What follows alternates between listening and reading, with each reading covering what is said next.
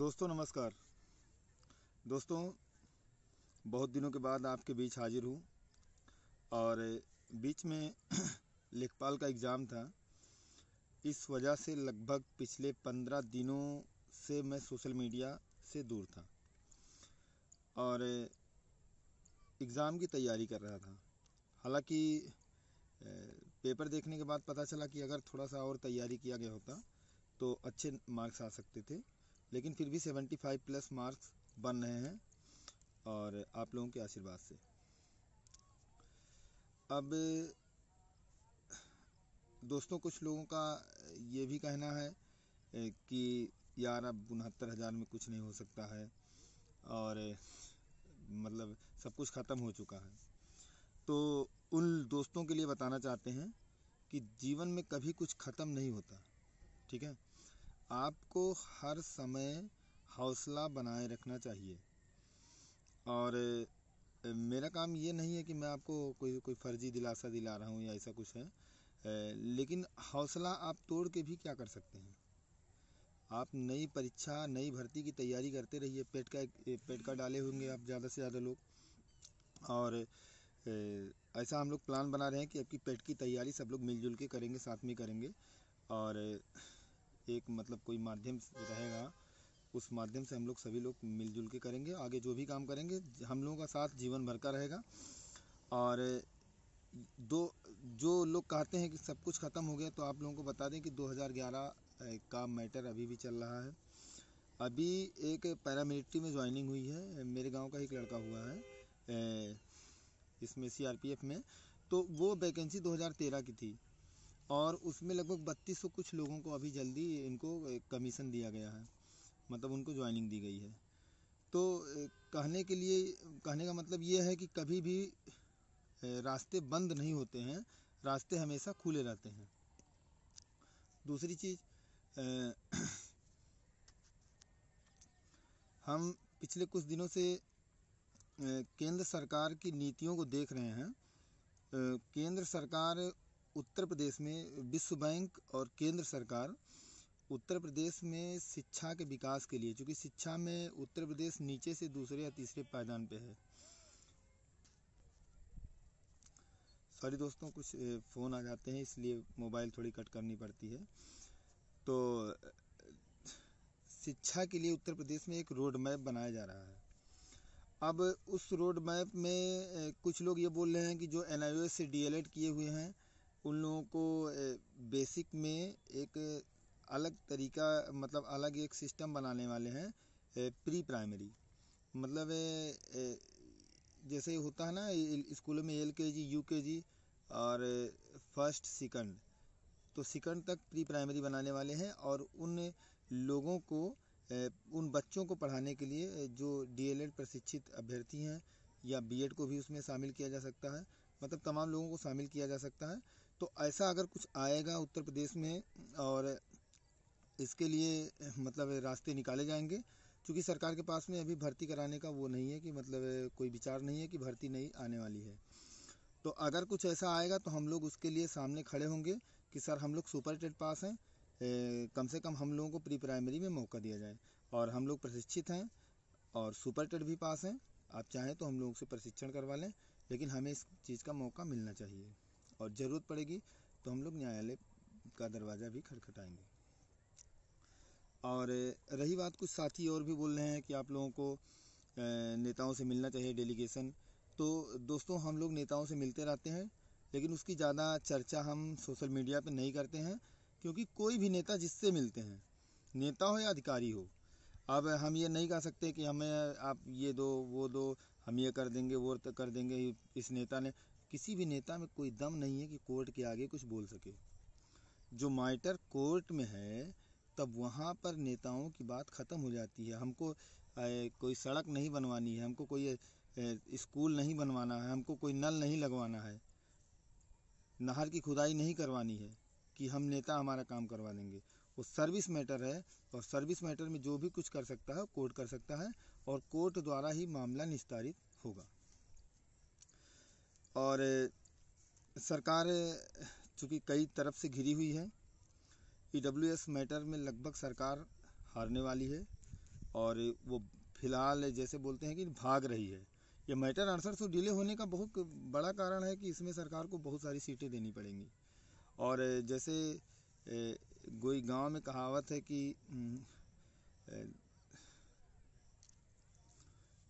लेने के देने पड़ने, तो सरकार के इस समय लेने के देने पड़ गए हैं।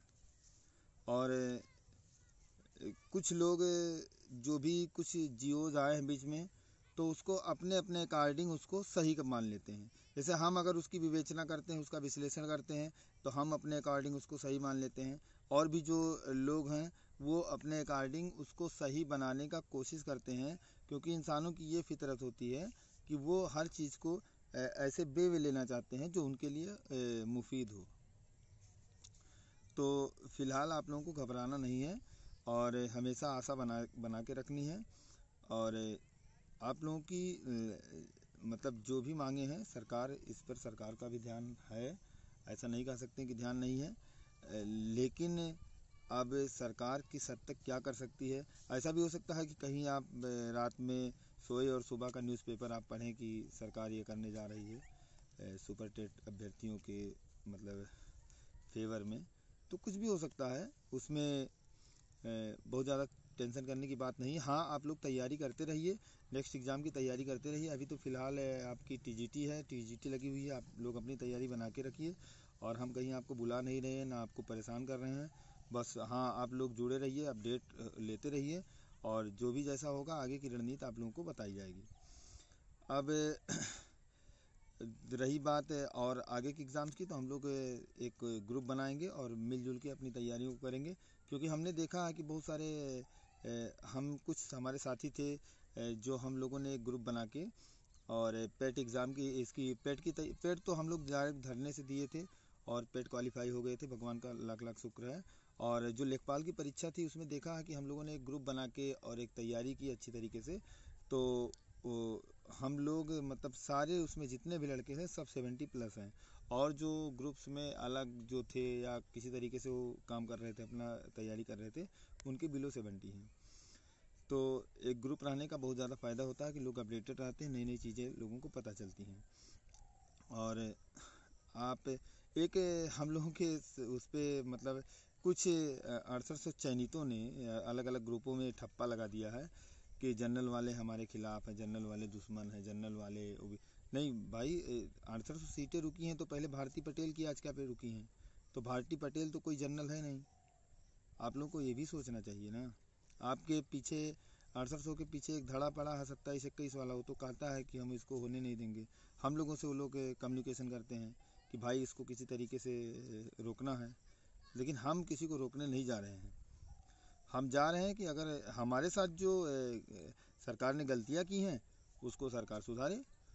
सरकार ने अगर ओवरलैपिंग कराई है तो सरकार ने चूंकि हमको बताया है कि हमने ओवरलैपिंग पे ध्यान ही नहीं दिया, हमने टोटल क्वालिटी ऑफ पॉइंट के हिसाब से मेरिट बनाई है।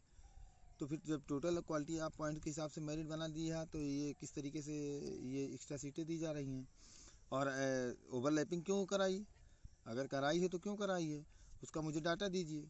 और डाटा दे या ना दे, डाटा तो निकल जाएगा। लेकिन मतलब सरकार जानती है कि हम इसमें आगे क्या कर सकते हैं। और ये जो डेट डिले हुई है ना, सरकार भाग रही है। बहुत से लोग ये कह रहे हैं कि अरे मतलब जज साहब सुनवाई नहीं कर रहे हैं, बीजेपी के फेवर में हैं। और तो अगर वो फेवर में है तो जल्दी जल्दी सुनवाई करा के इस पर निर्णय दे देते सरकार के फेवर में, ये भी तो हो सकता था। लेकिन नहीं करवा पा रहे हैं। अब चूँकि लखनऊ में डेट डिले हो गई है, एक लोग गए तो 2 महीने बाद मिली, और फिर एक और उसमें नई याचिका पड़ी तो फिर और ज़्यादा दिन डिले हो गया। तो अगर हम लोग अपनी मतलब डाले थे लिस्टिंग पिटीशन, लेकिन लिस्टिंग पिटीशन को हम लोगों ने विड्रॉ कर लिया है। ये देखते हुए कि जैसे डेटें बढ़ रही हैं तो हम लोग भी अगर लिस्टिंग पिटीशन डाल देंगे तो और आगे डेट बढ़ जाएगी, इसलिए ज़्यादा ताम झाम नहीं पालना है। जो भी होगा देखा जाएगा। हमारी एक याचिका इलाहाबाद बेंच में है और उस पर मजबूती से उस पर भी सुनवाई हो रही है। और वहाँ पे 23 अगस्त को केस लगा हुआ है, उस पर काउंटर कॉल की गई है और सरकार काउंटर देगी, उसके 2-3 दिन बाद रिजॉइंडर जमा होगा और उस पर बहस होगा। ठीक है, तो हम सरकार पे 3 तरफ से अटैक कर रहे हैं और क्योंकि हमारा पक्ष मजबूत है, हम ज़्यादा हो हल्ला नहीं करेंगे। हो हल्ला करना हम बहुत ज़्यादा जानते हैं हम लोग, लेकिन हो हल्ला फालतू का नहीं करते हैं यार। सब अपने भाई हो यार। इसमें सभी लोगों का काफ़ी नुकसान हुआ है, जितने भी 69,000 में बेचारे कैंडिडेट हैं, कि बहुत से ऐसे लड़के हैं, मैं देख रहा हूँ, क्योंकि पूरे प्रदेश में हम लोगों ने बहुत दिनों से, बहुत पहले से काम किया है, जब 60-65 की लड़ाई चल रही थी तभी से काम किया है, कि बहुत से ऐसे लोग जो ऐसे पास हो गए फालतू में और नौकरी कर रहे हैं, बोल रहे हैं कि हम पिछले इलेक्शन में प्रिजाइडिंग अफसर बन के गए थे। और बहुत से ऐसे बच्चे जिनकी किसी की बहन की शादी नहीं हुई, किसी की माँ बीमार है, किसी का घर खेत गिरवी है, और वो बेचारे कुछ पॉइंट से रुके हुए हैं। इसमें कहीं ना कहीं बहुत ज़्यादा जो आप देख ही रहे हैं कि जो आंसर की वायरल हो जाती है, बहुत सारी चीज़ें ऐसी हो जाती हैं कि जिससे जो अच्छे लड़के हैं उनका नुकसान होता है। अब आप ही देख लीजिए, लेखपाल परीक्षा में आंसर की पहले से वायरल हो गई थी, मतलब पेपर आउट हो गया था। अब उसमें बताइए, हम लोग 75+ नंबर लाने के बाद भी अपने आप को सेफ नहीं मानते हैं, पता नहीं कहाँ तक जाए मेरिट, है ना। तो दोस्तों, अब रेगुलर आप लोगों के बीच में आएंगे, क्योंकि कुछ घरेलू परिस्थितियां भी थी ऐसी, मतलब कुछ काम ऐसा था कि जिस वजह से आप लोगों के बीच में नहीं आ पाते थे। अब हम, विवेक भाई या और भी हमारे टीम के मेंबर हैं, वो आप लोगों से समय समय पर रूबरू होया करेंगे। जो भी सारी न्यूज़ अपडेट रहेगी आप सबको बताई जाएगी। और हाँ, तब तक के लिए स्वस्थ रहिए, मस्त रहिए, हौसला रखिए, अपनी तैयारी बनाए रखिए। धन्यवाद।